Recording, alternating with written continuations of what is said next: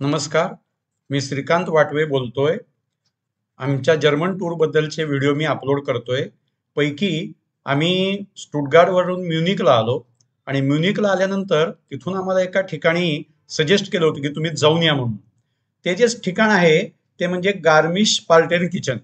आता हे जे गार्मिश पार्टेन किचन आहे ते साधारण 2 तास लागतात ह्याच्यातून जायला म्युनिकमधून. आणि तिथं जर्मनीतलं सगळ्यात उंच ठिकाण आहे असं आम्हाला समजलं होतं. मग त्याप्रमाणे आम्ही काय केलं की 16 मेला सकाळी रूम मधून आवरून बाहेर पडलो आणि मेन स्टेशनला गेलो. मेन स्टेशनला गेल्यानंतर तिथून आम्हाला RB6 म्हणून डायरेक्टली गार्मिश पार्टेन किचनला जाणारी जी ट्रेन होती ती आम्हाला मिळाली. एक साधारण 2 तास लागले जायला आम्हाला.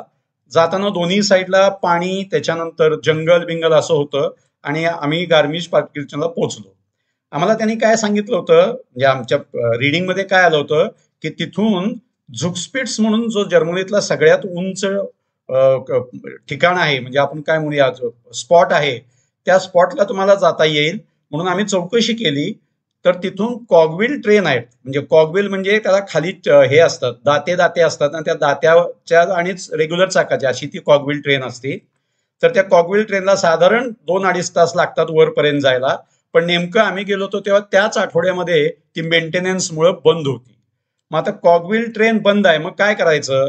तर आम्हाला ते एका माणसानं सांगितलं की तुम्ही असं करा, इथून बस घ्या आणि बस घेऊन तुम्ही जवळ गेल्यानंतर इब्सी म्हणून गाव आहे, इब्सी म्हणून गाव आहे, त्या इब्सी या शेवटचं गाव आहे रादर, त्या बसचं तिथं उतरा.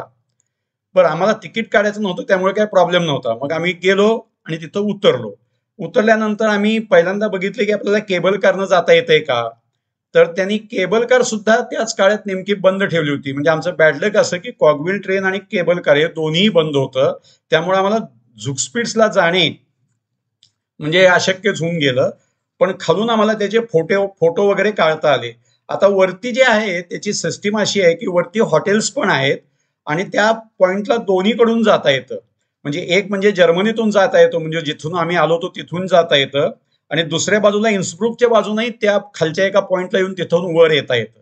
म्हणजे थोडक्यात तो जो पॉइंट आहे झुकस्पिट्स, ह्या झुकस्पिट्सला 2 देशाची बाउंड्री आहे. म्हणजे जर्मनीकडूनही जाता येतं आणि इन्स्ब्रुक कडूनही, म्हणजे ऑस्ट्रियामधूनही जाता येतं. पण ऑस्ट्रियातलं ते चालू होतं की नाही माहित नाही, इकडचं दोन्ही बंद होतं, त्यामुळे आम्हाला काही वर जाता आलं नाही.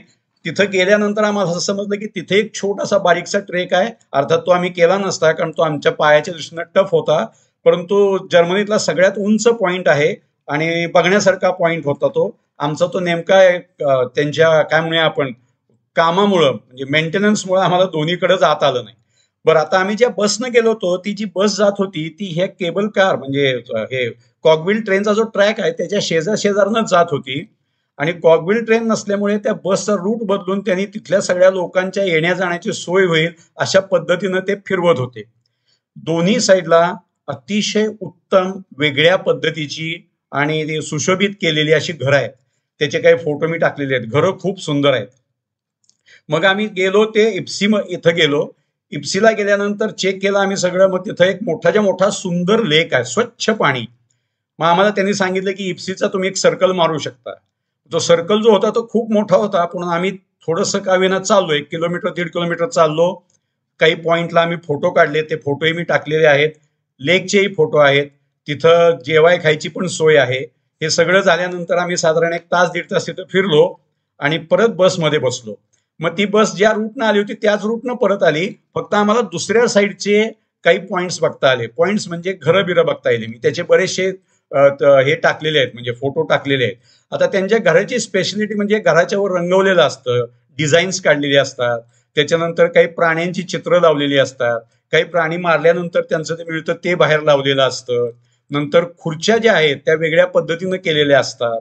असं ते सगळं ब्युटिफुल म्हणजे सुंदर घरं आहेत.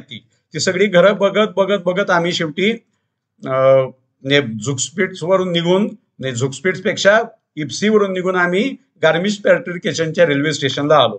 आता तिथं रिचर्ड स्ट्रास म्हणून एक संगीतकार आहे. त्याचं एक म्हणजे अतिशय प्रसिद्ध संगीतकार आहे, कंपोजर आहे.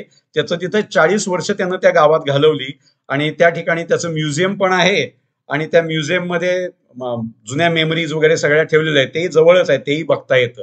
अशा पद्धतीनं आम्ही तिथं गेलो, ते सगळं बघितलं आणि ट्रेन पकडून आम्ही परत आमच्या मूळ जागी म्हणजे म्युनिकला आलो. अशा तऱ्हेनं आमची एक वेगळ्या टाईपची ट्रिप झाली. फक्त आम्हाला अनफॉर्च्युनेटली झुगस्पिट्सला जाता आलं नाही, परंतु तो परिसर बघता आला. आपलं जे डार्क म्हणजे तिकडचं जे फॉरेस्ट एरिया आहे, त्या फॉरेस्ट एरियातच हे गाव येतं आणि तिथून खाली उतरलं की तुम्ही ऑस्ट्रियामध्ये जाता. तर असं इन्सब्रुकला जाण्याचा रस्ता त्याच गावातून आहे. तर अशा पद्धतीनं आमची ती एक दिवसाची ट्रिप झाली. तुम्ही ऐकत असल्याबद्दल धन्यवाद. आम्हाला सबस्क्राईब करा, लाईक करा, म्हणजे अजूनही व्हिडिओज आम्ही तुम्हाला देऊ. Thank you very much.